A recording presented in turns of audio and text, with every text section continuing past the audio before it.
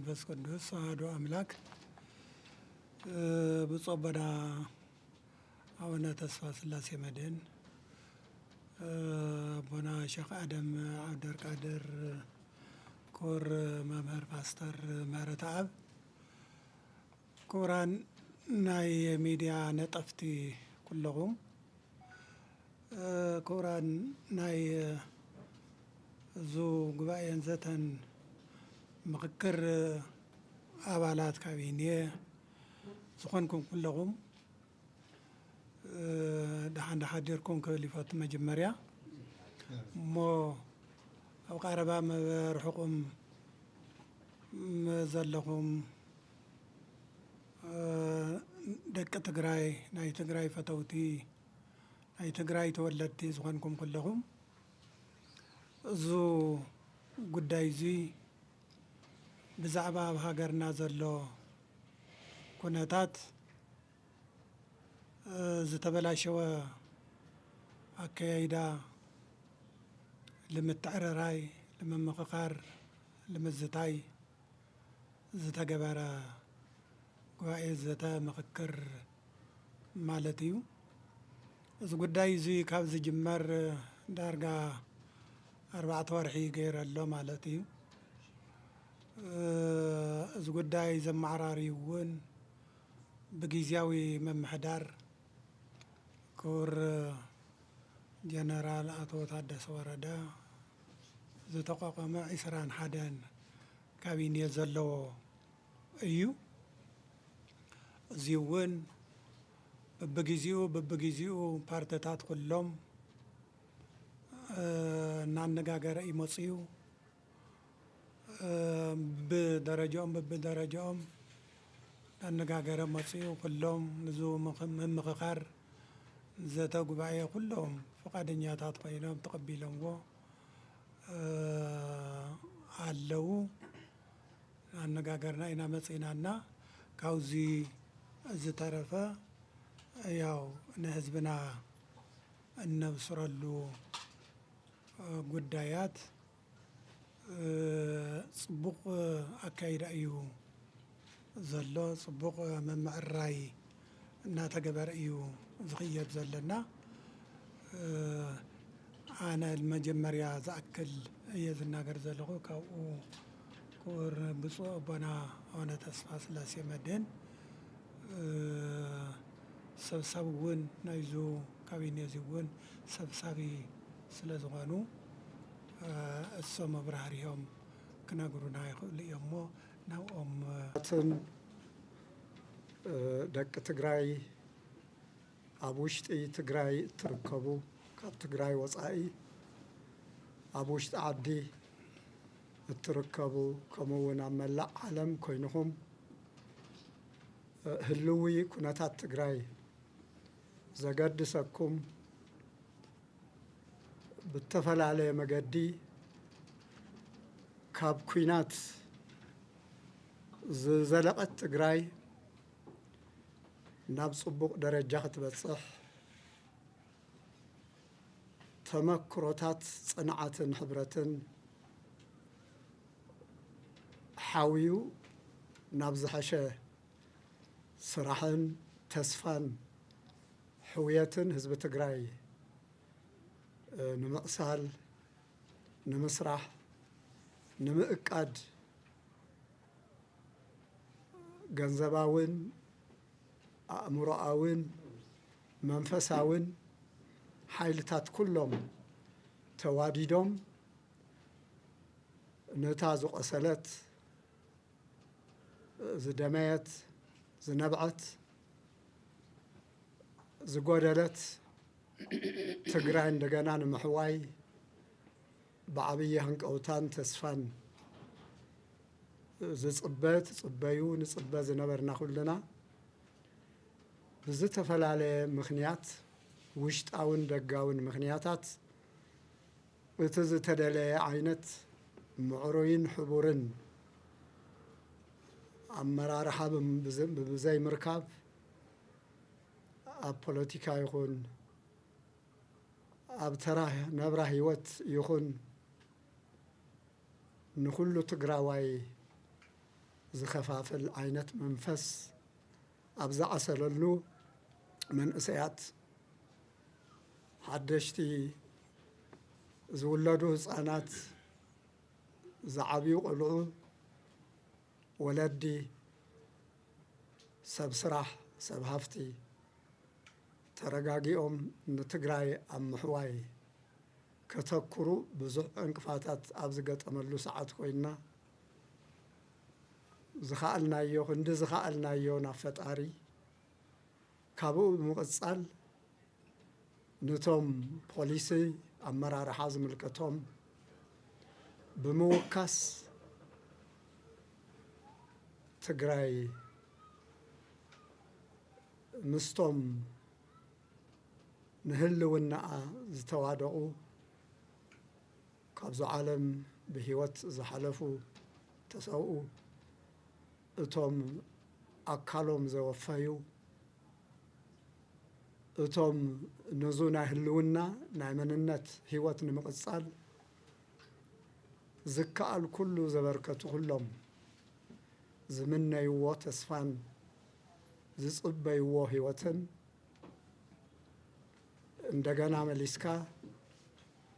ትግራዋይ ብፍልጠቱ ብሕብረቱ ታሪኩን ህዚኡን ንቅድሚት ዘሎ ጊዜኡን ዝሃንፀሉ መገዲ ተልዩ ዝኾነ ይኹን ዓይነት ጎንፂ ኣሊኻ ብዘተ መኸይርካ ሓቢርካ ክትሳገር ንምከር ንሕበር ንስገር ተብሂሉ ኣብ ነሃሰ 21 ኣብ መጀመርያ ብዛዕባ ልኡኽ ናይዛ ጉባኤ እዚኣ ኣባላት ኣብ ዝተገለጸሉ ዕለት ዝተገለጸ ምስ ብዙሕ ፈተናታት ኣብ ዝበጻሕናሉ ሰዓት ካብኡ ወፃኢ ካልእ ኣማራፂ ንትግራይ ዝረብሕ መገዲ ከምዘየሎ ካብ ኩሎም ዝረኸብናዮም ናይ ፖለቲካ ውድባት ናይ ሲቪክ ማሕበራት ኣብ በየኸባቢኡ ዘለው ገባራት ኣብ መላእ ዓለም ዙርያ ዓለም ዘለው ተጋሩ ዳያስፖራ ኣብ ውሽጢ ሃገረ ኢትዮጵያ ዘለው ተጋሩ ብተፈላለየ ናይ ሃይማኖት ናይ ትምህርቲ ናይ ስራሕ ክእክበና ዝኽእል ኩሉ በጎ ዝኾነ ነገራት ንቅድሚት ክርኢን ክጥምትን ክፅዕርን ዝደሊ ሓይልን ኣብ ከምዚ ኩነታት ተኸፋፊልካ ተበታቲንካ ተስፋ ስኢንካ ዝእቅድ ይኹን ዝሰርሕ ክዕወት ድየ ኣይኮንኩን ኣብ ዝብለሉ ሰዓታት ካብ ተጋሩ ዝረኸብናዮ ምላሽ ተልዩ ብፖለቲካ ካብ እተወደቡ ይኹን ኣብ ናይ ሲቪል ማሕበራት ኣብ መላእ ትግራይ ዝውከሉ ይኹን ናይ ንግዲ ሕብረተሰብ ይኹን ህዝቢ ትግራይ ኣብ ዘለሉ ብዘይካ ዘተን ምርድዳእን መሊስካ ህዚ ጎንፅን ፍልልይን ምድፍፋእን ከምዘየድሊ ኣረጋጊጹና እዩ። እዙይ ሓደ ጊዜ ዝተመዛበለ መስርሑ ዘለሓለኸ ማሕበራዊ ሂወትን ኩነታትን መሊስካ ንምዕራይ ንምጥንኻር ኣዝዩ ከቢድ ኩነታትን ጥበብን ሜላን ሕቡር ዝኾነ መንፈስን ኣተሓሳስባን ዘድሊ እኳ እንተኾነ እዛ ኣባላት ናይ ዘተን ምርድዳእን ስራሕ ትግራይ እተመዘዘት ሕጋውነት ዘለዋ ናውሽጣ ናሰራርሓ ሕገ ደንቢ ውስጠ ደንቢ ዘለዋ ኮድ ኦፍ ኮንዳክት ናይ ባዕልትና ተሓሳስባ ራእይ ንምርጋጽ ወይ ከዓ ንምድፋእ ወይ ከዓ ንምስትምሃር ዘይኮነ ኩሉ ትግራዋይ ሓሳቡ ብነፃ ዝገልጸሉ በቢ መስርሕ ማሕበራዊ ህይወቱ ሲቪካዊ ናይ ማሕበራት ውክልናኡ ብቶም ናይ ፖለቲካ ውድባት ውክልናኡ ከምኡ እውን ኣብ ዝኾነ ይኹን ውዳበ ዘየሎ ትግራዋይ ካብ ቁሸት ክሻብ ክልል ኣብ ውሽጢ ትግራይ ይኹን ካብ ትግራይ ወፃኢ ብዙ ሰዓት እዙይ ዝርከብ ኣካል ኩሉ ድላዩ እዙይ ስለ ዝኾነ ብተፈላለየ ዓይነት ዘጓንፅ ሓሳባትን መልእኽታትን ንሓደ ዘናእስ ንሓደ ዘዕቢ ንሓደ ዝውግን ነቲ ሓደ ዘጓኒ ዓይነት ሓሳባት ኣይርከብን ክንብል ኣይንኽእልን። ነገር ግን ካብኡ ወፂና ናብቲ ሓደ ክገብረና ዝኽእል ኣብ ትግራይ ክርከብ ዝከኣል ኩሉ ታሪካዊ ማሕበረሰባዊ ትሕዝቶኣዊ ጥበብ ሜላ ናይ እህን ምህን ሒዝካ ሰብ ነፃ ሓሳብ ዝገልጸላ ብነፃ ዝግለጽ ሓሳብ ዘይእገደላ ዘይድረተላ መሰል ናይ ባዕሉን ናይ ካልእን ክሻብ ዝሓለወ ዝኾነ ይኹን ትግራዋይ ብሓሳቡ ዘይጓነየላ ትግራይ ንምርኣይ ዘይብህግ ንእሽተይ ዓብዪ ኣሎ ክበሃል ኣይከኣልን። ነገር ግን ኣብ ኩናትን ኣብ ኣዝዩ ዘስካሕክሕ ጉድኣትን መጉዳእትን ናይ ከቢድ ዕንወትን ዝጸንሐ ማሕበረሰብ ብስነ ልቦና ብማሕበራዊ ህይወት ዝነበረ ምትእስሳር ብጥስጥስ ኢሉ እንደገና ንዙይ መሊስካ ምሕዋይ ዓብዪ ምትሕብባርን ምስትውዓልን ትዕግስትን ጥበብን ምድምማፅን ከም ዘድሊ ካብ ተጋሩ ንላዕሊ ኣብ ሰዓቱ እዙይ ዝርዳእ ሕብረተሰብ ኣሎ ኢልና ክንሓስብ የሸግር። ምእንቲ እዙይ መስርሕ ናይዙ ዘተን ምርድዳእን ልኡኽ ሓደ ጎንፂ ዝኾነ ይኹን ጎንፂ መጥፊኢና መጉደሊና ካብቱ ብደገ ዝተፈጠረና ኩናት ብህይወትን ብንዋትን ዘጉደለና ዝጎድአልና ካብኡ መሊሱ እንደገና ዝተረፍና ከይንጠፍእ ናይዙይ መገዲ ገዲፍና ጎንፅታት ፍልልያት ብዘተን ብምርድዳእን ብምርኣይ ኩሉ ትግራዋይ ኣብ ትሕቲ ሓደ ናሕሲ ኮፍ ኢሉ ሓሳቡ ብነፃ ዝገልጸላ ትግራይ ክንርኢ ነዙይ እውን ኣብ ቀረባ ግዜ ፈጣሪ እንተኢሉና ኣብ ውሽጢ ወርሒ ሕዳር ንምሉእ ትግራይ ዝውክሉ ካብ 2300 ዘይውሕዱ ተሳተፍቲ ካብ ቁሸታት ጀሚሩ ክሻብ ላዕሊ ንኩሉ ዓይነት ማሕበረሰብ ትግራይ ዝውክል ብተኽኣለ መጠን ብተጸንዐ መጠን መገዲ ዘሳትፍ ብክኢላታት ብዝውገን መድረክ ናይ ሰለስተ ቀጸልቲ መዓልታት ብሄራዊ ናይ ዘተን ምርድዳእን ኣጀንዳ ምስ ኩሎም ክንረኽቦም ዝኽኣልና ኣብ ትግራይ ዝርከቡ ተሳተፍቲ ፖለቲካዊ ውድባት ሓሳባት ዝሃብሉ ኣጀንዳ ሒዝና ብዙይ ንኽካየድ እቅድ ኣሎ ማለት እዩ። ስለዚ እዙይ ብፁዕ ኣቦና ዝገለጽዎ ክቡራን ምሳና ዘለዋ ኣቦታትን ኩሎም ኣባላት ዘተ ጉባኤ ዘተን ምርድዳእን ያው እዙይ ናይ ሃይማኖት ጥራይ ጌርና ከይንርኢ ካብ 15 ክሳብ 21 ኣባላት ዘለዋ ተቢሉ ብደንቢ ተሓንፀፀ ግን 21 ብዕላዊ ደብዳቤ ዝወፁ ኣባላት ዘለዋ ካብ ምሁራን ዩኒቨርሲታት ካብ ሰብ ማሕበረሰብ ንግዲ ዓበይቲ ዓዲ ናይ ጾታ ደቂ ኣንስትዮ ደቂ ተባዕትዮ ናይ ሃይማኖት ትካላት ናይ ፖለቲካ ነገራት ዝደፍኦምን ዝውግኑን ገዲፍካ ሁሉ ንኩሉ ብዘማእኸለን ብዝውክልን መገዲ ዝተቋቋመ ጉባኤ እዩ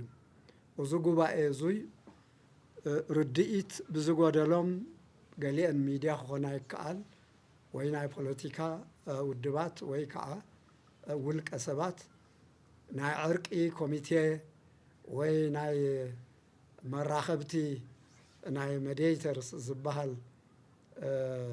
ዓረቕቲ ማእኸል ሒዝካ ንስኻ እዙይ ግደፍ እዙይ ግደፍ እዙይ ውሰድ ዝብሉ ዓይነት ገይሮም ዝትርጉሙ ናትና ልኡኽ እዙይ ኣይኮነን ናይ ጉባኤ ዘተን ምርድዳእን ትግራይ ኣብ ትግራይ ናይ ዘተ ናይ ዜጋታት ነፃ ሓሳብ ዘቐርበሉ ናይ ዘተ መድረኽ ዘሳሲ ጉባኤ እዩ ንሓደ ወገን ንኻልእ ወገን ከይበለ ናይ ባዕልትና ናይ ኣባላት ይኹን ናይ ጥሙር ናይ ኣባላት ሓሳባት ዝፀዓን ዘይኮነ ህዝቢ ትግራይ ሕጋዊ ዝበሃል ይኹን ሕጋዊ ይኮነን ዝበሃል ይኹን ዝዓጠቐ ይኹን ዘይዓጠቐ ይኹን ኣብ ዘለሉ ቦታ ኩሉ ኣልዩ ሰላሙ ተውሒሱ ብነፃ ሓሳቡ ኣብ ትግራይ ሓሳቡ ዝገልጸላ ዕድል እንኮ ዕድል ካብኡ ወፃኢ ንትግራይ ዝረብሕ ዕድል ኣሎ ተባሂሉ ብሶሲዮሎጂስት ይኹን ብዝኾነ ይኹን ዓይነት መፅናዕቲ ዝገበረ ኣካል ካብኡ ወፃኢ ዝሐሸ መገዲ ኣሎ ዝብል ኣብ ሰዓቱ እዙይ ብኣባላትና ይኹን ብዝገበርናዮ ልዝብ ርክባት ይኹን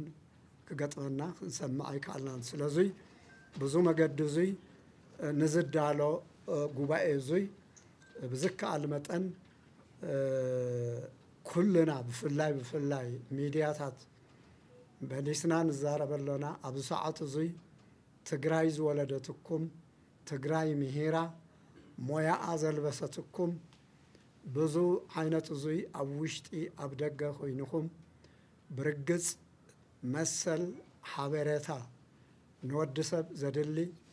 ፈጣሪ ዝመደበልና ክቡር ህያብ ምዃኑ ንኣምን ኢና ነገር ግን እዙይ መሰል ናይ ሓበሬታ ዝተስተኻኸለ ዘራኽብ ዘቃርብ ዝቆሰለ ነገር ንምሕዋይ ዝሕግዝ ዝተፈላለየ ንምርኻብ ፍልልይን ናይ ሓሳብ ፍልልይን ናይ ዲሞክራሲ መንፈስን ብሰላም ዝስተናገደላ ትግራይ መንግስትነት ቅድሚ ዓለም ዘመስከረት ትግራይ ብድሕሪያ ኣብ መላእ ዓለም ናይ ዲሞክራሲ ልምምድ ዝገበረ ዓድታት ናይ ሓፀርቲ ኣማእት ወይ ከዓ ካብ ምእቲ ዝወሓደ ዓመታት ዝሓዛ ሃገራት ኣብ ትግበራ ዘእተዋኦ ናይ ነፃነት ናይ ሓሳብ ነፃነት ሎሚ በፂሕካ መበል 21 ክፍለ ዘበን ኣብ ትግራይ ናይ ሓሳብ ነፃነት ናይ ትምህርቲ ነፃነት ናይ ምፍልላይ ነፃነት ዝኽበረላን ናይዙይ ፍልልይ እዙይ ከዓ መሰል ኣነነትን ትግራዋይነትን ዘየስእነላ ትግራይ ንኽንርኢ ንኩሎም ዝድግፍ ንኩሎም ኣብ ፖለቲካ ውድባት ንዘለዉ እውን ዝምቹ ስለምንታይ ባይታ ህዝቢ መንእሰይ ዓበይቲ ኣንሽቲ ሰብኡት የድልዮም እዩ ስለዙይ ነዙይ ዘረጋግእ ናይ ህልውና ናይዙ ህዝቢ እዙይ ዘረጋግፅ መልእኽታትን ሓበሬታን ዘስተናግዱ ሚድያታት ናእሽቱ ይኹኑ ዓበይቲ ሚድያታት ውሽጢ ትግራይ ዘለዋ ይኹን ብዩቲዩባት ይኹን ብፍሉጣት ቴሌቪዥን ማዕኸናት ይኹን ዘገልግላ ዘለዋ ናይ ሓበሬታ መሳርሕ ዝኾና ሚድያታት ኣብዙ ሕውየትን ህይወትን ህዝቢ ትግራይ ሕብረትን ምምካርን ምስጋርን ህዝቢ ትግራይ ዝገብሮ ስራሕን ኤክሰርሳይዝ ወይ ከዓ ልኡኽ ዓብይ ግደ ክፃወታ ናይ ጉባኤ ዘተን ምርድዳእን ዓብይ ዕድመ ከቕርብ ፈቱ ብስም ኩልና ስለዙይ ከዕፅረልኩም በዙይ ክሻብ ዙ ሰዓት እዙይ ምስ ኩሎም ብዝገበርናዮ ርክብ ልዝብ ብጣዕሚ ዘተባብዕ ናይ ዘተን ምርድዳእን መገዲ እንኮ መውፅኢ ትግራይ ምዃኑ ብዝኾነ ይኹን መልክዕ ናይ ፖለቲካዊ ድባት ሓደጋ ወይ ትረት ዘይኮነ ተጋሩ ብደገ ብውሽጢ ዘሎና ፀገማት ንምብዳህ ንምፍታሕ ሕብረት ስለ ዘድልየና ሓቢርካ ግራትካ ሓቢርካ ሕርሻኻ ሓቢርካ ኢኮኖሚካ ሓቢርካ ድሕንነትካ ሓቢርካ መንነትካ ሓቢርካ ትምህርትኻ ሓቢርካ ናይ ቅድሚት ክንነብሮ ንምነዮ መንእሰይና ዘለዎ ፍልጠትን ዘለዎ ራእይን ባህግን ሓቡር ኮይኑ ንቅድሚት ዝነብረሉን ዝእቅደሉን ትግራይ ናተይ ዓዲ እያ ካልእ ዓዲ የብለይን ዝብል መንፈስ ዘሕድረሉን መገዲ ዝፈጥር ጉባኤን ልዝብን ሓሳብን ስለ ዝኸውን ነዙይ ሚድያ ስለ ምርድዳእ ስለ ዘተ ክሻብ ሎሚ ነዙይ ተቃልሑ ዘለኹም ሚድያታት ዓሬ ብስም ጉባኤና ከመስግን ፈቱ ካልኦትኩም ከዓ በብመገድኹም ናይ ተፈላለያ ውድባን ኣተሓሳስባን ፈላሊኻ ምርኣይ ሓደ ጉዳይ ኮይኑ ናይ ባዕሉ ልኡኽ ናይ ባዕሉ ኣሰራርሓ ይህልዎ ነገር ግን ንትግራይ ሓደ ንምግባር ኣብ ዝሕግዙ ኣብ ምምካርን ኣብ ምሕባርን ኣብ ምስጋርን ዘበርክቱ ጉዳያት ሓደ ኮይኑኹም ንኽትሕግዙ ክትድግፉ ብዙይ እግዚኣብሔር ዝዓደለኩም መላን መክሊትን ንዙ ዕላማ እዙይ ክተውዕሉ ብትሕትና ለበዋና ነቕርብ ካብኡ ብዝተረፈ ብዞም ምሳይ ዘለው ንኩሎም ወኪልና ነቕርቦ ዘሎና ሓሳብ ምዃኑን ብፍላይ ናይ ኣርባዕቲና ናይ ሃይማኖት ሓሳብ እዩ ኢልኩም ከይትወስዱ ናይ ብሕጊ ተቋቆመት ብካቢኔ ኣብዚ ሰዓት ብዘላ ካቢኔ ትግራይ ዝፀደቐት ብናይ ባዕልትና ናይዛ ጉባኤ እዚኣ ኣሪማ ርያ ናይ ባዕላ ስነ ምግባር ደንቢ እውን ሓዊሳ ዝቆመት ጉባኤ ሽም ዝቆምና ምዃንና ክንገልፀልኩም ንፈቱ ብሕጋዊ መልክዕ ዝተዘርዘረ ስም እውን ቅድሚ ሕዚ ተገሊፁ ምሳኹም ዘሎ እዩ እዙይ እውን ኣብ እንቕፅለሉ ዘሎና ስራሕን መደብን ደጋፊ ናይ ኩሉና ኮይንኩም ከም እትቕፅሉ ብምትእምማን ትግራይ ኣብዚ ሰዓት እዙይ ካብ ዝኾነ ይኹን ሓደጋ ንኽድሕን ሰላም ኢሉ ለይትን መዓልትን ስለ ሰላም ዝምህለል ዘሎ ክርስቲያን እስላማይ ዘይኮነ ትግራዋይ የለን ኣብ ሚድያ ይኹን ኣብ ሰራዊት ይኹን ኣብ ፖለቲከኛ ይኹን ኣብ ውሽጢ ትግራይ ይኹን ኢትዮጵያ ይኹን ወፃኢ ዓለም ይኹን ዘሎ ትግራዋይ ኩሉ ካብ ናብ ፈጣሪ ብዙ ሰዓት እዙይ ዝምህለለሉ ዘሎ ቁፅሪ ሓደ ጉዳይ ሰላምን ምርግጋእን እዩ እዙ ሰላምን ምርግጋእን እውን ኢትዮጵያ ክትርዳእ ጎረባብትና ክርድኡ ዓለምና ክርዳእ ስለ ሰላም ዝቆመን ዝደልን ዝፅዕርን ህዝቢ ምዃንና ኣብ ምቅላሕ እውን ሚድያ ዝኽእለትኩም ክትቀፅሉ ሓደራ ይብለኩም ካብዙይ ዝቕፅል መልእኽታት ሓፂር እንተልዩ ብብፁዓን ብብፁዕ ኣቦና ብክቡር ኣቦና بكبر أبونا قال أتون بعهدكم زغرد حطون بدحريت تليو أب دحرق نري أنا بزيا دوب بلله ناي كبرت بالا ل بوتا دبزاهم ناي ميديا مرحتي تخوركم ناي زيقوا إنا أولات لما علتي قدم له قدم سلسة ورحي بو على جمرنا يو قدائيو تعيوزي ياو هم تخز تجلسه تقرأي مواس ممخاريو دبل نجاريو مالتيو دزيد ما ياو متتبع على تزرزر صحفها بزيولو إسرائيل حديثة تمل ميلو بناي جزاو محدار كابينيت صديقو بحقه النترما تقاقمو ياو دخلت سلسة ورحي لا تأكلنا لا سرحنا مستوم ناي بوليتيكا سبات مس كلهم مالتيو لو مفلالاي ناي وعلو خوينا بتقراي كن حد خوينهم كسرحو مالتيو كنياتهم خزن حنا اللي جرأنا له حزب تقراي أبي حزبنا ده حلف نجر دخلنا قلتي مالتيو كوانا حلفوس عالم يفولت له إذا أجمزي هم ولا قصة تخيلو تقدر إحنا متفقنا مفلسنا أمه لما خاخر بالحساب مالتي لازم خكر زي ما كلهم دم ياو دانا قرنا مسوات دقي فمس صبوا نجر خوينو أبزي تقاوم ولا العلاء كالي اللي بزي تقاوم بالعلماء بحكي حما أنا قريء مالتي خزن إحنا سلامي دواتنا زي تخوينو دم تقراواي كله بحد خوينك مكر بحد خوينو دم داب سلام كساقر مالتي الذي زي سلر خوينو إحنا طورنت بتراجع جام سلر قد أنا خزجن بعلنا مخاخرنا خم جرنا كرسجر بالحسابي وسفح جلس أمبلو توم ناي تزي بومبر بريزيدنت رخونو أبنا تصفى سلاسة جلس أمو يوم بتعرفنا جريلن بفلاي مدياتات هم تبهله صبوا راح تصرح لكم تجراي تحجز نجر قصالم سنة خونكم تصرحوا تحجزونا على السلام زريا مالتيو أو ببخلتيو سبب له خلط تحقق زي كنا حلفوا لنا مالتيو إننا زي سلر خنا وصل له حزبنا له أو استعد له حزبنا له حد خوينه مخرو أبز ما جرش حدار تزاتك نجبرينا كنجبر كلنا خزن إحنا كل تجرا واحد خوينه مالتيو بزعبات تجرا حسوس سلام كبر مالتيو سلزي سلر خنا نحنا هم تتوهله دعركيد جزع مزعتي خوني دزتي بقى دمخكر مالتيو دمخكر خزب زي مني تسألي مني تقوانيسو نحنا سيو خوني تسرحنا تقراواي جن حد خوينك مكر هم غير مواص وانا استعيو لك مكر مالتيو سلازي سلر خونه بعويو تجلسو يمو من البات افتن غورو وقبائله تراخيكم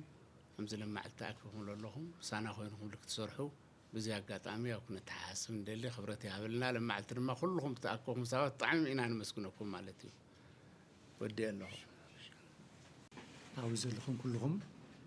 كاود ما عب تجرا يخون كاب تجرا يوسعون زلهم كلهم تجارو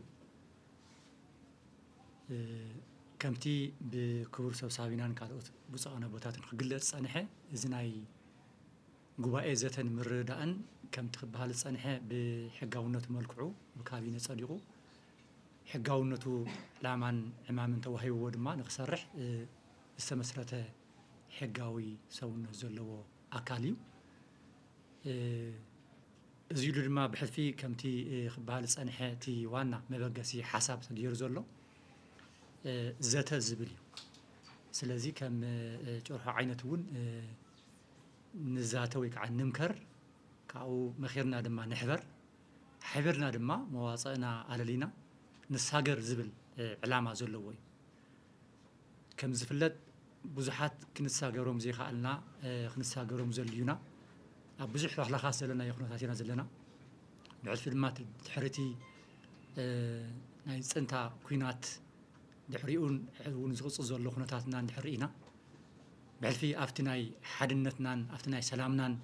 بوزح نجار نتناجعن نتوتأسنان بزح في الله نتفترن زخلو خناتات الله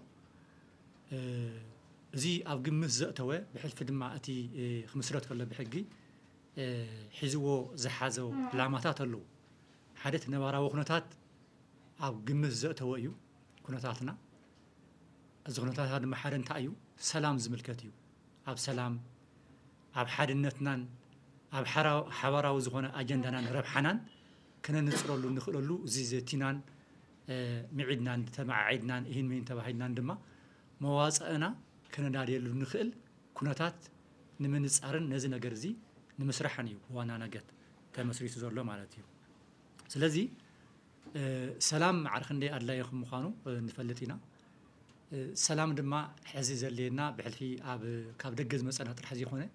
ኣብ ውሽጥና ሰላም ኣብ ሕድና ሰላም ኣብ ፖለቲካና ሰላም ኣብ መነባብሮና ኣብ ኩሉ ሰላም እንጠልበሉ ግዜ እዩ ዘሎ ስለዚ ካብ ኩናትን ካብ ምርፃምን ካብ ምፅላእን ወፂእና ኣፈላለየትና ከም ዘሎ ኮይኑ ከምተ ቦታት እውን ክህልው ዝፀንሑ ንምትዕራቕ ዘይኮነስ ግን ኣፈላላይ ናይ ፖለቲካ ውድባት ሓደ ንምግባር ኣይኮነን ወይ ከዓ እዚ ግደፍ ዘይኮነስ ሓበራዊ ክገብረና ዝኽእል ነገራት ኣብኡ ምዝታይ ኣብ ሰላምና ክውሕስ ዝኽእል ውሕስናና ክረጋግፅ ዝኽእል ካብኡ ሓሊፉ እውን ሓድነትና ክረጋገፅ ዝኽእል ሓድነት ስቕ ኢሉ ይመፅን እዩ ሓድነት ኣብ ኣጀንዳ ኣብ ረብሓታት ክንዛተ ከለና ክንፅር ከለና እዩ ሓድነት ክመፅእ ዝኽእል ስለዚ ኣብቶም ኩላትና ክንፈላለየሎም ዘይኽእል ሓድነትና እንታይ እዮም ኢልና ምንፃር ኣብኣቶም ክንዓምም ኣብኣቶም ድማ ሓቢርና ናብቲ ዝምልከተና ነገር ወይ ከዓ ናብቲ ንምንዮ ነገር ክንሳገር ብሄራዊ ረብሓታትናን ኣጀንዳታትናን ምንፃር ኣብዚኣቶም ዝመሰሉ ነገራት ዘተ ንምግባር እዩ ብዋንነት እዚ የተመስረተሉ ዕላማ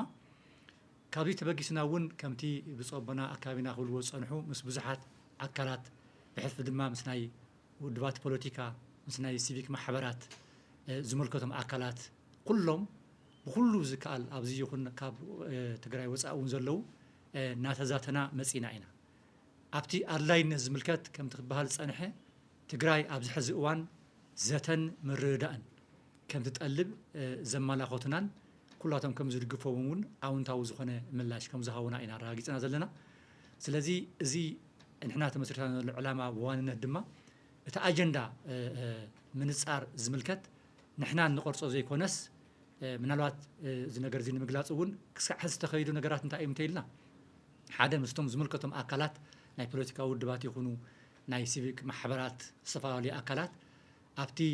ዘተን ምርዳእን ዝምልከት ስልጣናታት ተዋሂቦም እዮም ብፍሉጣት ዝኾኑ ሰባት ተዋሂቦም እዮም ጠቃሚ ዝኾነ ካብኡ ሓሊፉ እውን ኣጀንዳ ከመይ ይቕረፅ ዝብል እውን ኣብ ቀረፃ ኣጀንዳ ዝብል እውን ስልጠና ተዋሂቡ እዩ እቲ ናይ ምቕራፅ ኣጀንዳ ዝብል ግን ንሕና ከም ጉባኤ ዘተን ምርዳእን ንሕና ቀሪፅና ናብቶም ዝምልከቶም ኣካላት ነውርዶ ዘይኮነስ እታ ኣጀንዳ እቶም ዝምልከቶም ኣካላት ንትግራይ መዋፅኦ ኣለና ዝብሉ ፖለቲካ ውድባት ድዮም ሲቪክ ማሕበራት ድዮም ዝምልከቶም ዘበሉ ኣካላት ኩሎም ኩሉ መዋፅኦ ኣለኒ ዝብል ኣብቲ ኣጀንዳ ንሕና ይኮናን ሴት ንገብሮ ማለት እዩ ስለዚ ኩሎም እቶም ዝምልከቶም ኣካላት ምስኣቶም ኮይና ንቀርፆ ኣጀንዳ እዩ ክህልወና ኣብቲ ንዛትዮ ዘተ ከምቲ ኣብ መወዳእታ ሕዳር ንገብሮ ሓሲብና ዘለና ዓብይ ዋዕላ ኣብኡ ዝቐርቡ ኣጀንዳታት ኩሎም ስቴክ ሆልደርስ ወይ ከዓ እቶም ዝምልከቶም ኣካላት እቲ ኣጀንዳ ብሓባር ተቐሪፁ ትግራይ የዋፅእ እዩ ዝብል ኣጀንዳ ተላዒሉ ኩሉ ማሕበረሰብ ክዝትየሉ ኩሉ ድማ ክዓመሉ ዝኽእል እዞም ኣጀንዳታት እዚኣቶም ንሕና ንቐርፆም ዘይኮነት ንሕና ናይ ፋሲሊቴት ናይ ምግባር ናይ ምትሕብባርን ኣብኡ ነገር ድማ ገሌና ናይ ምውፃእን እምበር እቲ ኣጀንዳ እውን ንባዕሎም ካብቲ መላእ ማሕበረሰብ ይኹን ካብቲ ዝምልከቱ ማሕበረሰብ ንውክልና ዝብሉ ኣካላት ዝቕረፅን ብኡ ተቐሪፁ ድማ ናብቲ ዘተ ዝቐርብን እዩ ስለዚ እንታይ ንምባል የደልየ ዘለኹ እዚ ዘተን ምርድዳእን እዚ ሓደ ሰብ በጊሱ ወይ ከዓ ተወሰነ ቡድናት ኣበጊሶሞ ዝኸይድ ዘይኮነስ ኩሉ ከሳትፍ ዝኽእል ኩሉ ኣጀንዳ ኣለኒ እዚ ክትሓዘ ኣለዎ እዚ ኢሉ ድማ ዘብል ድማ ኩሉ ሓሳቡ ክገልፀሉ ዝኽእል ኣጀንዳ እውን ክቐርፀሉ ዝኽእል ኣጀንዳ ቆሪፁ ድማ ናይ ሓባራዊ ዝኾነ ኣጀንዳ ሒዙ ክንመኽረሉን ክንሓብረሉን ሓቢርና ድማ ክንሰግረሉን ንኽእል ነገር ነቕምጠሉ እዩ እሞ ስለዚ እቲ ኣድላይነቱ በዚ መልክዕ እዚ ኢና ክንግንዘቦን ክንሪኦን ንኽእል ከምቲ ዝበልክዎ ኣድላይነቱ ኩሎም እናተቐበልዎን ኩሎም ድማ እናደግፍዎን ዘለዉ እዮም ኣብቲ ከይታት ኩሎም እውን እናሰርሕሉ ዝኽእሉ ዘሎ ነገራት ከም ምዃኑ ክግለፅ ከም ዝፀንሐ ንሱ እዩ ዘሎ ስለዚ ብሓፈሻ ጥቕልል ብዝበለ መልክዑ ትግራይ ኣብዚ ሕዚ እዋን ብሓይሊ ብረት ብኩናት ንሕድና ብምግባር ብምግጫው ዘይኮነስ ኣፈላላይና ከም ዘለዉ ኮይኑ ግን ኣብ ሃገራዊ ረብሓ ኣብ ሓበራዊ ኣጀንዳና ኣብቶም ሓደ ክገብሩና ዝኽእሉ ይህን ምሂልና መኺርና ሓደ ኮይንና ሓድነትና ድማ ብምኽርን በቶም ሓደ ክገብሩና ዝኽእሉ ኣጀንዳታት ኣልዒልና ብዘየዳግም ኣብኡ ተስምምዕነትና ኣንቢርና ክንሰግረሉ ንኽእል ሓድነትና እንደገና ኣውሒስና ናይ ምድርዳር ዓቕምና ድዩ ሓይልና ድዩ ተበታተነ ነገርና ኩሉ ተኣኪቡ ናብ ሓደ ሓይልና እንወፀሉን ክንሳገረሉ ንኽእልን ባይታ ምንጻፍ እዩ እሞ ዘተን ምርድዳእን እዚ ዓብዪ ዓቕሚ ዝኸውን ኣብ ቅድሜና ዘለና ስራሕቲ ክንዓመሉ ንኽእል መሳርሒ ኮይንና ክንጥቀመሉ ንኽእል እዩ እሞ ነዚ ድማ ኩሉ ሕዚ እውን እስካዕቲ ንገብሮ ዘተታት ድዩ ንቅድሜና ዘሎ ኩሉ ክድግፍን ብሚድያ ድዩ ሚድያ እውን ናይ ባዕልኩም ዝኾነ ኣብ ዘለኹም ይኹኑ ካብ ካሊእ እውን ዘለኹም ነዚ ዘተዚ በዚ ነገር እዚ ተረዲእኹም ኣውንታዊ ዝኾነ ፅልዋን ናብ ሓድነትን ናብ ኣጀንዳና ንቐርፀሉን ናብ ሓድነትና ክንዓመሉ ንኽእል ናብ ሓድነትናን ሰላምና ንከረጋግአሉ ንኽእል ነገራት ከምፅእ ዝኽእል ነገራት ደጋፋይ ብዝኾነ ተራ ክትፃወቱ ፃውዒታይ እናቕረብኩም እዚ ነገር እዚ ዓብዪ ተስፋ ዝተገበሮን ህዝብና እውን ፅብዮ ዘሎ እዩ እሞ ኩሉ ድማ ኣብዚ ነገር እዚ ክዓምም ፃውዒትና ክነቕርብ ንደሊ ብስም ጉባኤ ዘተን ምርድዳእን ኩሎም ኣባላት ፃውዒት ከቕርብ ይደሊ የቕኒየለይ ክብረት ይሃበለ ኣቦታት ከም ተናገርዎ እዩ እዚ ጉዳይ እዚ ዘገድደና ዘሎ ናይ ሃገር ጉዳይ ስለ ዝኾነ እዩ ትግራይ ከም እንፈልጦ ናይ ትግራይ ኣቦታት ከም ዝበኸዩ ኩላትና ንፈልጥ ኢና ናይ ትግራይ ነታት ከም ዝቆዘማ ከም ዝበኸያ ንፈልጥ ኢና ትግራይ ብዙሕ ወጣት ብዙሕ ምሁር ብዙሕ ጅግና ከም ዝሰኣነት ይፍለጥ እዩ ካብ ሓደ ገዛ ክልተ ካብ ሓደ ገዛ ሰለስተ ካብ ሓደ ገዛ ኣርባዕተ ወፂኦም ኣብ በረኻ ዝተረፉ ብዙሓት እዮም ካብ ዝገርም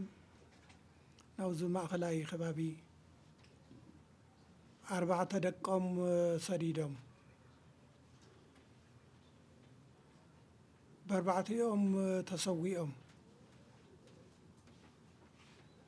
እንደገና ነቶም ወለድ እውን ሻዕብያ መፅኡ ቀቲልዎም ገዛ ተዓፅዩ ናብ ዑና ተቐይሩ ከርድኡ ናይ ደቆም መስዋእቲ ከርድኡ ዘርድኡ ሰባት ተመፁ ገዛ ተዓፅዩ ናበይ ደኣ ኸይዶም ኢሎም ተጠየቁ ሳቶምማ ተሰዊኦም እኮ እሞ ናይ ደቆም መስዋእቲ ክነርድኦም ንኽናይ መፂና ነርና እሞ የለውን ተመልከቱ እዚ ችግር ዝፈጠሮ 6 ቤተሰብ ካብ ሓደ ገዛ እግዚአብሔር የሪእኩም ክቡራን ትግራይ ከምዚ ዝመሰለ ግፍዒ በፂሕዋ እዩ ትግራይ ኣብ ዓብዪ ኣደጋ እያ በፂሓ ቀደም ሲል በመንግስቱ ኃይለማርያም በደርግ ጊዜ አብዮት ልጆችዋን ትበላለች ዝብል ጭርሖ ነይሩ አብዮት ልጆችዋን ትበላለች አዝውን ትግራይ ናብ ድሙ ተቀይራ ደቃ እናበልዕት ክትነብር አይግባእን ድሙ እያ ወሊዳ እንደገና ተመልሳ ደቃ ትበልዕ ዝባል ኩሉ ጊዜ እንተወለደ ብኹይናት እናተበልዐ ዝተጠረየ ብኹይናት እናተበልዐ ክነብር ይግባእ ዶ እሞ ብዙሕ ምሁር እናሃለዋ እሞ ብዙሕ ሊቅ እናሃለዋ ማ ቴክኖሎጂ ዘፍረዮ ወጣት እናሃለወ ብዙሕ ሀሳብ ዝገልጽ ብዙሕ መዋጽኦ ዝፈጥር ወለዶ እናሃለዋ ድሙ ኮይና ደቃ እናበልዐት ተንበር ትግራይ ኣይግባእን ትዝሓለፈ يأخلنا أيو تزحلف أخلنا أيو صقيمنا يئنا ب360 دقري تعصينا مبرحت تعصيو سلك تعصيو كلهم نجار تقلفو زبصحنا دنيو زحلفنا يا زمان ناي بزح جيزي انت يغانس اتهصان قال عون زفلطيو طان قال عون زفلطيو صحي بسبب ايد تتمرح نيرا صحي ون متقل كلنا نيرنا صحي ون انا كيتبره متأجدت نيرا زناب ون بسبب كتزمرح نيرو زناب ون اب تقراي طب كيبل اخلق يوقل زدل تقراوي كموت تقراوي كهلك ايديو متخلكل نيرو نجر جن እግዚአብሔር ፈጣሪ ቸር ስለዝሆነ ብናይ ባዕሉ ቸርነት እና መርሐ ብናይ ባዕሉ ቸርነት እና ማሐደር አውዝ ጊዜ ዝየብጽሕና ኣሎ ተሪፍና ኣለና ነዘር ተሪፍና ኣለና ምንም እንኳ አረም እዚአቶም ክበቅሉ ዳግም ክበቀል የብሉን መሬት ከተውቀል የብላ እንተ ተባለ እግዚአብሔር ግን ጸሊኡ ስለዘይጸልአና ከምቲ ሰብ ዝጸልአና እግዚአብሔር ስለዘይጸልአና ግን ተሪፍና ሕዚ ኸንታይ ንግበር እንደገና ናፍቱ ነበረ ክነአቲ ይግባዶ አይግባእን ንምንታይ ባዕልና ተዛቲና ምሁራትና ሰብሲብና አነጋገርና እንታይ የዋጸና ንትግራይ እንታይ ይጠቅማ እስከ ሐሳብሃውና እስከ ምኽርሃውና እንታይ ዝጠቅማ ንዝዓዲ እዚኣ እንታይ የዋጸአ ኢልና ምሁራትና ሰብሲብና ከማኻትም ዝመሰሉ ብእውቀት ዝበሰለ ብእውቀት ዝደርጀወ አሰባሲብና ክንነጋገር ሓሳብ ኣለኒ ዝብል እውን ሓሳቡ ብነፃ ክገልጽ ሃገር ናይ ኩሉ እዩ ዝተፈላለየ ሃይማኖት ይሃልዎ ከምቶ ዝበሃል ሃይማኖት የግል ነው ሃገር የጋራ ነው ዝበሃል ነገር አለው ኩሉም ፖለቲካም ይኹን ምንም ይኹን ተፈላለየ ሃይማኖት ኣብ ሃገር ዝነብር ዝዓዲ እዚኣ ና ኩላትና ሓቋፊት እያ እሞ ዝዓዲ እዚኣ ክንደይ ምሁር እናሃለዋ ሰኣን ምንግጋር ሰኣን ምምኽኻር ክትጠፍእ ይግባእ ዶ ኖ መኻኽር ባለና ክንዝትባለና ንትግራይ ዘዋፅእ ሓዚልዋ ዝወፅእ ዝሻገር ባሕሪ ዘሻገራ ምኽክር ካባኻቶም ካብ ዓበይቲ ዓዲ ካብ ወጣት ካብ ምሁር ካብ ዲያስፖራ ካብ ዩኒቨርሲቲ ካብ ዝተፈላለየ ምሁር ሓሳብ ክፈልቕ እሞ ዝዓዲ እዚኣ ካብ ኣዘቕቲ ዘሻገራ ምኽሪ ይድለ እዚዩቱ ሓሳብ ፖለቲካ ብፖለቲካ እዩ ዝፍታሕ ዝበሃል ነገር ኣሎ ብምምኽኻር ማለት እዩ ኩናት ዓዲ ዕኒ ተዘይኮይኑ ዓዲ ይሃንፅን ኩናት ዝተሃነፀ ከፍርስ ተዘይኮይኑ ኩናት ይሃንፅን ፕሮጀክት ይህንፅፅን ትምህርት ቤት ይሃንፅን ሕክምና ይሃንፅን ወለዶ ይዕብን ዝሓለፈ ተራእዩ እዩ ስለዚ እዚ ዓይነት እዚ እንታይ የዋፅኣ ንዓዲ ብዝብል ጉባኤ ዘተ ምኽክር ይገበር ተገይሩ ካብ 2000 ብላዕሊ ዝኾኑ ካብ ወጣት ካብ ምሁር ካብ ዓበይቲ ዓዲ ካብ ሰራዊት ካብ ሕወሓት ካብ ፖለቲከኛታት እዚ ዘካተተ ዓብይ መድረኽ ተፈጢሩ ልዛዓዲ እዚኣ ዘዋፅኣ ምምካር እዩ እሞ እዚ ነገር እዚ እውን ንስኻትኩም እውን በእውነት ደቀና ኢኹም ናይ ባዕልና ኢኹም ዓድኹም እዩ ልዚ ነገር እዚ ሓቢርኩም ንስኻትኩም እውን ዓብይ ምኽሪ ክተፍልቁ እንታይ የዋፅኣ እቲ ምኽሪ ካባኻትኩም እዩ ዝርከብ እቲ ሓሳብ ካባኻትኩም እዩ ዝመፅእ ከም ምሁራን መጠን ከም ፈላጣት መጠን ዝዓዲ እዚኣ ዘዋፅእ ካባኻትኩም እውን ይድለ ካባኻትኩም ዝፈልቕ እውን ንፅበዮ ኢና እናቲ ሓሳብ ቦታት ከም ተነገረ እዚ እዩ ዝመስል ያው ኣብ ቀረባ ግዜ ኩሉም ነገር ከም ዝውዳእ ተስፋ ኣለና ኣይሻብ ሎሚ ዘነጋገርናዮም ፖለቲከኛታት ዝሓለፈ ብዙሓት ኩሎም ብወገኖም እናነጋገርና ኢና መፂና እዚ ሓሳብ እዚ ፅቡቕ እዩ ንቕበሎ ኢና ንድግፎ ኢና እዮም እናበሉና መፅኦም ፅቡቕ ዓብይ ተስፋ እዩ ዘለና እሞ እስኻትኩም እውን ናይዚ ተስፋ እዚ ተሳተፍቲ ኮይንኩም ንኽትግነዩ ብእግዚአብሔር ስም ኢና ፀውዒትና እነቕርብ እግዚአብሔር ንኣኻትኩም እውን እውቀቱ የዳብረልኩም እውቀቱ የስፋሐልኩም ንሃገርና በኣጠቃላይ ኣብ ደገም ዘሎ ኣብ ውሽጥም ዘሎ ኣብ ጎንም ዘሎ ኩሉ ናብ ሓደ መፂኡ ተመኻኺሩ ትግራይን ሓንጊሩ ዘውፅእ ምኽሪ ዘፈልቕ ይግበረልና ኣምላክ ብጣዕሚ በድጋሚ ስለሰማዕኩምኒ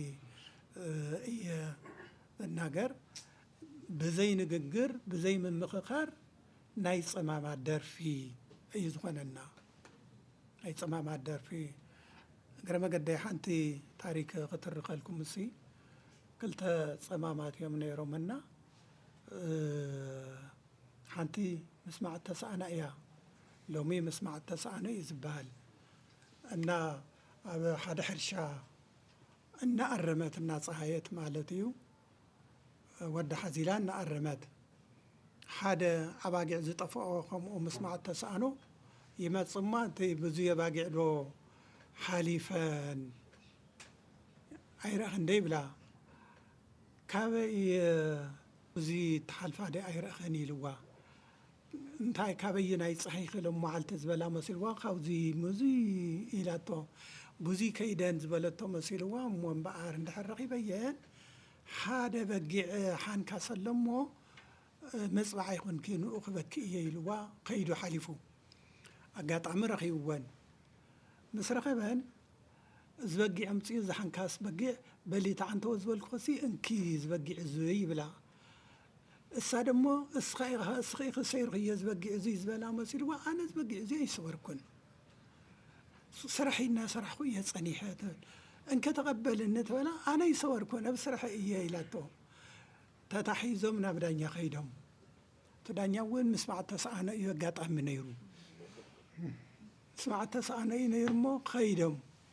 እሱ ብቋንቁኡ እሳ ብቋንቁኣ ተናጊሮም ኣነ ባጊዕ ጠፊአናኒ እዛ ሰበይቲ እዚኣ ጠይቕ እያ ብዙይ ዳይ ሓለፋ ኣነ ባጊዕ ኢለያ ብዙይ ሓሊፈን ኢላትኒ እምበኣይ እንድሕር ረኺበይ ሓደ በጊዕ ኣሎ ሓንካስ ክበኪ እየ ኢለያ ረኺበየን ከተቐበልኒ ትበልክዋ ኣብያ እሳ ደሞ ኣነ ዝበጊዕ እዚ ፍፁም ኣይሰወርኩን ስራሕና ስራሕኩ እየ ዝበዓልኩ ኢላ እዚ ስብኣይ እንደገና ቆልዓ ሓዚላ ኣላታ ሰበይቲ እሱ እውን ምስማዕ ተሰኣነ እዩ ብሳይኮሎጂ ብግምት ማለት እዩ እዚ ቆልዓ እዩ ባኢስዎም ዘሎ ወድኻ እዩ ቀለብ ከፈልያ ትብሎ ዘላ ኣይኸፍልን ኢሉ እስከ ውርድዮት ቆልዓ ኢልዋ ኣውሪዳቶ እሞ እታ ሰብኣይ እዚ ቆልዓ እዚ ወድኻ እዩ ቀለብ ክትከፍል ኣለካ ኢሉ ፈሪዱ ስለዚ ናይ ፀማማት ብሂል ናይ ፀማማት ደርፊ እዚ እዩ ዝኾን ናይ ትግራይ እንድሕር ዘይተነጋገርካ ወይም ክትኣምን ኣለካ ወይም ክተእምን ኣለካ ግድን እዩ እቶ ፈላላይ እንታይ እዩ ወይም ከእምነን ኣለዎ ወይም ከእሙን ኣለኒ ከምኡ ተዘይኮይኑ ኣነ ዝበልክዎ ይኹን ኢልካ ሃገር መጥፍእ ስለ ዝኾነ ምርድዳእ ክፍጠር ኣለዎ ግድና ግድን سخاتم وز مردا قداي وزقوا يزي تساتفت قينكم كتحجزوا حساوكم كتفلقوا እናበልና እንላው ስለሰማዕኩምኒ ይቀንየለይና ሀገርና ሰላም ፍቅሪ ሓድነት ለምሁራና እውቀት ይለግሰልና አምላክ ወስብሐት ለእግዚአብሔር ዘተን ምርዳእን ከም ድሌት ድልዋት ምዃኖም እዩ ገሊጹ ዘሎ ኣብዚ እቲ ጉባኤ ናይ ዘተ ምርዳእ ሓድነት ሰላም ዝብሉ ቋንቋታት ንትግራይ ብዙሕ ግዜ ከም ባህግና ስለ ዝኸውን ናውጋዕናሉ መፂና ኢና እሞ ሕዚ ኣብዚ ፅኑዕ ቅዋም ናታትኩም ሕዚ ዝገለፅኩምና መንገዲ ዝሕንግድ ኣካል እንተልዩ በቲ ዝመፀሉ መንገዲ ክቕፅል እየ ዝብል እንተልዩ ናተይ ሓሳብ ጥራሕ እዩ ክስማዕ ዘለዎ ዝብል እንድሕር ዳኣ ሃልዩ ኮይኑሲ ተኣልዩሉ መንገዲ ብኸመይ እዩ ክኸውን ይቐኒየለይ ኢብራሂም ባይ ይበሃል ካብ ቴሌቪዥን ትግራይ እትሕዘሉ ምዕባለ ናይ ዝሓለፈ ዋዋርሕ ንሓሰ ጀሚሩ እዩ እዚ ጉባኤ ዘተ ምርዳእ እንተጣይሹ ተፀዋዕነቱ እውን ንፕሬዚዳንት ጀነራል ታደሰ ወረደ ከም ዝኾነ ይፍለጥ እዩ እሞ ክሳብ ሕዚ ዘለዉ ምዕባለታት ፅቡቃት እዮም ግን ብዋናነት ኣብ ዝቐረባ እዩ እዚ ጉባኤን ዘተ ምርዳእን ካብ ተጣየሹ ግዜ ትሒዙ ኣብ መንጎ ሰራዊት ትግራይ ዝነበሩ ተወሰነ ናይ ምጉናፅ ባህርታት ነይሩ እሞ እዚ ብኸመይ መንገዲ ንምእላይ ሞኪርኩም ሕዚ ምስ ናይ ፖለቲካዊ ናይ ውድባት ፖለቲካና ሲቪል ማሕበራት ጥራሕ ዲ ተኻይድስ ወይስ ምስቶም ካብ ሰራዊት ዝወፁ እውን እኒአው እሞ ዓፋር ምስ ዘለዉ ምስኣቶም ከዘገበርኩም ወዘተ ምርዳእ እኒሄዶ ነዚስ ድልዋት ድዮም ዘሎ ምዕባለታ ይመስል ዝብል እዩ ካልኣይ ቀደም ትግራይ ዘለዋ ናይ ምድርዳር ዓቕሚ ንምዕባይ ክሰርሕ እያ ዝብል ሓሳብ ነይሩ እሞ ምስ ፌደራል መንግስቲ ዘለውስ ናይ ትግራይ ጥራሕ ጉዳይ ዘይኮነስ ምስ ፌደራል መንግስቲ ዘለና ምርዳእን ሕዚ ዘሎ ምዕባልን ማለት ሕብረተሰብ ብጣዕሚ ኣብ ስጋኣት ኣትዩ ዘሎ በተለይ ብዝቐረባ ግዜ ብዝነበረ ጎንፅታት መሰረት ሕብረተሰብ ኣብ ጭንቂ ተሸቢቡ እዩ ዘሎ እሞ እዚ ንምፍታሕ ሕብረተሰብ ንምህዳእ ዘሎ ምዕባለታት እንታይ ይመስል ዝብል ሓሳብ ኣለኒ ይቐኒየለይ እተይ ምርዳይ ሃም ተጋሩ ኣብዚ ኮይና ተጋሩ ለለና ኣብዚ ፖለቲከኛታት ክኾኑ ይኽእሉ ዝተፈላለዩ ክፋላት ሕብረተሰብ ሃም ተጋሩ ውሽጥና ክንፈትሖ ኢና መወዳእቱ ሃጉኡ ዝብል ኣበይ እዩ ሃም ትግራይ ለለውና ኣፈላላያት ፀገማት ፈትሒና ኣብ ትግራይ ብቻ መፍታሕና መዋፅኦና ዘላቒ መዋፅኦና ክኾን ይኽእል ዶ ምክንያቱ እቶም ዝመፁና ለለው መጥቃዕትታት እቶም ዝመፁና ለለው ተቐድሚ ሕዚ ዝነበረ ናይ ፅንተት ኩናት ዝተፈፀመ ግፍዕታት ኩሉ እውን ካብ ደገ ኣብ ውሽጢ ኢትዮጵያ ካብ ኢሉ እውን ካብ ከባቢታት ዝመፅእ እሞ ፖለቲከኛታትና ብፍላይ ሃም ተጋሩ ኣብ ትግራይ ተተስማሚዖም ምስ ፌደራል ዘሎ ክኾን ይኽእል ምስ ካልኦት እውን ዘለዎ ነገራት ተቢሉ ትግራይ ወይ ህዝቢ ትግራይ ስጋኣት ዘይፍጠረሉ መንገዲ ብኸመይ ክፍጠር ልብል እዩ እቲ ሓደ ሕቶ ካልኣይ እውን እቲ ዘተይ ምርዳይ ክሻዕ ምንጢ ክሻዕ እንደየና እዩ ክኸድ ምክንያቱ እቲ መዓት ፖለቲካ ውድባት ይፍጠር ኣሎ ኸዚ ኣብ ትግራይ ክሻዕ ትማል እኳ ሓደ ፖለቲካ ውድባት ይፍጠር ኣለዉ ፍቓድ ናውፅኡ እሞ እዚኦም ናተበታተና እቲ ዓቕምታትና ናተበታተነ እዩ ብምኻዱ ምክንያት እሞ እዞም ኩሎም ፖለቲካ ውድባት ዝጣየሽ ኣለዉ እቲ ለሎ ኣፈላላይ እቲ ለሎ ብዝተፈላለዩ ምክንያት ካብ ትግራይ ዝወፁ ኣዲስ ኣበባ ለለው እዮም እሞ ልዚኣቶም እውን ዝሓውስ መንገዲ ድዩ እቲ ዘተይ ምርድዳእ ዝብል እዩ ብሓፈሻ እቲ ዘላቒ መዋፅኦ ክኾን ዝኽእል ዝብል እዩ ይቐኒየለይ ዘተን ምርዳእን ክበሃል እንከሎ ዘተን ምርዳእን ዝኾነ ይኹን እዋን ጠቓሚ እዩ ዘተን ምርዳእን ዝኾነ ይኹን ብሄራዊ ምርዳእ ክህሉ ሕዚ እቲ ግጭት ኣብ መን እዩ ዘተ ኣብ መነ ኣብ መንጎ መን እዩ ዝብል ነገር ግን ንፁር ነገር ኣይኮነን መነ መን እዮም እቶም ተዛተይቲ ዝብል ነገር ሕዚ ህዝቢ ትግራይ ከም ህዝቢ ብሄራዊ ኣፈላላይ እንተደኣ ሃልይዎ ኮይኑ ኣብቲ ህዝቢ ዘሎ ምርዳእ ክግበር ይኽእል ይኸውን እዩ ዝብል ሓደ ነገር ክህሉ ይኽእል እዩ ከም ፖለቲካ እንተኮይኑ ተፈላላይ እውን ኣብ መንጎ መነ መን እዩ ሕዚ ብዛዕባ ሰላም ብዛዕባ ካልእ እውን ይዝረብ ነይሩ ሰላም ኢና እንደሊ ኩናት እንደልን ዝብል ነገር ነይሩ ኩናት ዝደለየ ሓይሊ ብስሩ የለን ሕዚ ዝደለየ እንተልዩ ሓደ ነገር ክመፅእ ይኽእል እዩ መን እቲ ኩናት ዝደሊ መን እቲ ኩናት ዘይደሊ ኣብ መንጎ መነ መን እዮም እቶም ኩናት ደለይትን ኣብ መንጎ መነ መን እየን እቶም ኩናት ዘይደልዩን ዝብል ነገር ክንፀር ክኽእል ኣለዎ እቲ ናይ ሓባር ፀላኢና ዝፍለጥ ኣብ ስልጣን ዘሎ ናይ ፌደራል መንግስቲ እዩ ካልእ ኣብ መንጎ ናይ ፖለቲካ ኣፈላላይ ኣሎ እቲ ናይ ፖለቲካ ኣፈላላይ ምህላው نابزتهم سينا حزون كنا تعرقون خلينا زبل قمت ترى تعرقتون يكوننا نقاتل نيركم جن الحرك تزاتي وخينكم تحزوا له جاب مونغو خلتي يزلوا قال لي وجن كان عندنا نصلا وجنون كونيلو صلا استسلف حيلي يزلوا مونغو من ينتنزت حزي تنمرد دأن كمسجن فاتو قداماي ياو أب جواء زتن مرد دأن بزعبة سلام زعبين تليو بخمي تأليو زبل حطو زعبين الناس لزيرلو أي دلن أين دلن زبل الناس لزيرلو نزيع انت نزبل نجار كع نزيجت أمنا نجار hypothetical ملسخب سلزي يمشو زعبنا اللي له كحصرا دس يبلني بزاي كان عايزته مرددا كال زحشة مجدي إلو حسب زجلس لنا أب زجبرنا يو كتاورك أي يلن قبل خيل كلا أي أمانجو سراويت زتبت أرى بعفار زلوا بوشت زلوا زبل نزيمون